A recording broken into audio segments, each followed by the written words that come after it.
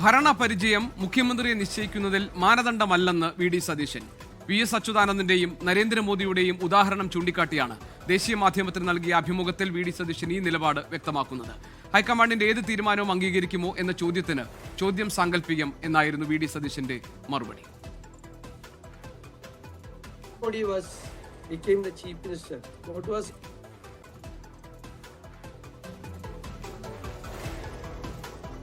PR. Aravind വിവരങ്ങൾ നൽകാനുണ്ട് ഡൽഹിയിൽ നിന്ന്. അരവിന്ദ്, ഇവിടെ മുഖ്യമന്ത്രി ആരാകണമെന്ന കാര്യത്തിലുള്ള തർക്കങ്ങൾ നടക്കുന്ന സാഹചര്യത്തിൽ ഭരണപരിചയവും സീനിയോറിറ്റിയും ഒക്കെ മാനദണ്ഡങ്ങളായി പരിഗണിക്കണമെന്ന് എതിർ വിഭാഗത്തു നിന്നുള്ള അല്ലെ അവരെ പിന്തുണയ്ക്കുന്നവർ ആവശ്യപ്പെടുന്നു. കെ.സി. വേണുഗോപാലിന്റെ കാര്യത്തിലും രമേശ് ചെന്നിത്തലയുടെ കാര്യത്തിലും. അവിടെയാണ് വി.ഡി. സതീശൻ ഈ അഭിമുഖത്തിൽ പറഞ്ഞിരിക്കുന്ന കാര്യങ്ങൾ പ്രസക്തമാകുന്നത്. മുഖ്യമന്ത്രിയാകാനുള്ള മാനദണ്ഡം ഭരണപരിചയമല്ല എന്ന് അദ്ദേഹം പറയുന്നതിലൂടെ താൻ മുഖ്യമന്ത്രിയാകാൻ സർവ്വതാ യോഗ്യനാണ് എന്ന് ബോധ്യപ്പെടുത്താൻ ശ്രമിക്കുകയാണല്ലോ. എന്താണ് ഈ അഭിമുഖത്തിന്റെ ഉള്ളടക്കം? എന്താണ് വി.ഡി. സതീശൻ ഇതിലൂടെ വ്യക്തമാക്കുന്ന നിലപാട്?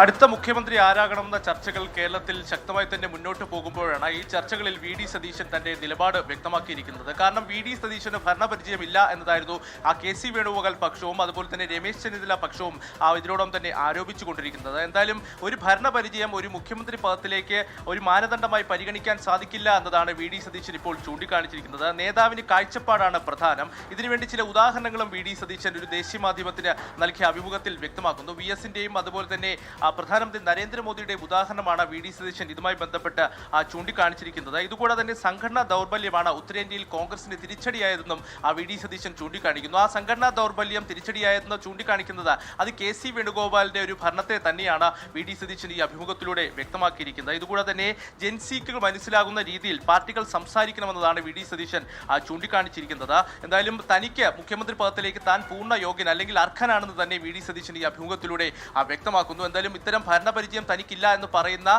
മറ്റു പക്ഷക്കാരോട് അതൊരിക്കലും അംഗീകരിക്കാൻ സാധിക്കില്ല എന്ന് തന്നെയാണ് തന്റെ നിലപാട് വി.ഡി. സതീശൻ ഇപ്പോൾ വ്യക്തമാക്കിയിരിക്കുന്നത്. കാഴ്ചപ്പാടാണ് പ്രധാനം, പാർട്ടിയെ കെട്ടിപ്പിടിക്കുന്നതിലാണ് ഏറ്റവും പ്രധാനപ്പെട്ട കാര്യമെന്ന് കൂടി വി.ഡി. സതീശൻ പറഞ്ഞു വെക്കുന്നു. എന്തായാലും മുഖ്യമന്ത്രി ചർച്ചകൾ അതിശക്തമായി തന്നെ കേരളത്തിൽ മുന്നോട്ട് പോകുമ്പോൾ തന്റെ നിലപാട് കൂടി ഇപ്പോൾ വി.ഡി. സതീശൻ ദേശീയ മാധ്യമത്തിലൂടെ വ്യക്തമാക്കിയിരിക്കുകയാണ്. ജി.കെ.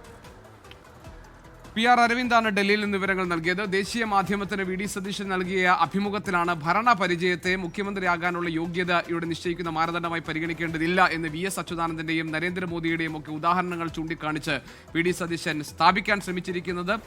Look for vision and administrative experience എന്നാണ് അദ്ദേഹം, ആൻഡ് നോട്ട് അഡ്മിനിസ്ട്രേറ്റീവ് എക്സ്പീരിയൻസ് എന്നാണ് അദ്ദേഹം പറഞ്ഞിരിക്കുന്നത്. എക്സ്പീരിയൻസ് എന്നാണ് ഫോർ CM ഫോർ എന്നാണ് വി.ഡി. Satheesan, Kerala CM for VD. സതീശൻ എന്നാണ് വന്നിരിക്കുന്നത്. നമുക്കത് നോക്കാം, അത് വ്യക്തമായി കാണുന്നില്ല, നമുക്കതിലേക്ക് വരാം.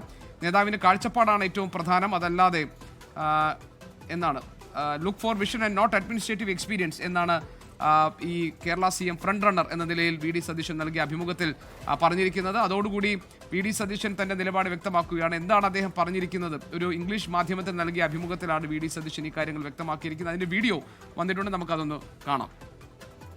When Narendra Modi became the chief minister, what was his administrative experience? He was a party organizer, not even a senior parliamentarian. So our vision is very important. This is, I used to say to my business friends that this is just like doing business also. That we should have a plan. We have to, the main thing is